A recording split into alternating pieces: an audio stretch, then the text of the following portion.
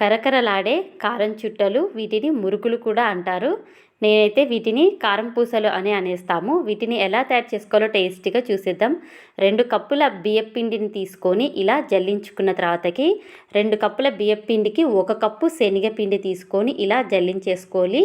తగినంత సాల్టు, అలాగే తగినంత కారము, 2 స్పూన్లంత నువ్వులు, అలాగే కాంచి చల్లారబెట్టిన ఆయిల్, అలాగే బటర్ ఉంటే బటర్ లేదా నెయ్యి ఉంటే వేసేసుకొని ఫస్ట్ పిండిని అంతా ఇలా కలిపేసుకోవాలి. వామ్ కానీ జీలకర్ర కానీ వేసుకోవాలి. అది చివరిలో నేను చూపించేస్తాను.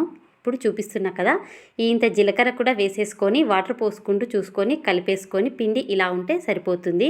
ఇప్పుడు కారం చుట్టల పావు తీసుకొని నా దగ్గర అయితే ఈ పావు ఉంది.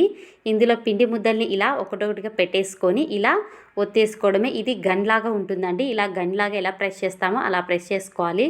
2 వైపులా కాల్చేసుకున్నామంటే పట్టుకుంటే విరిగిపోయే కారపూసలు. ఈ సంక్రాంతి పిండి వంట రెడీ.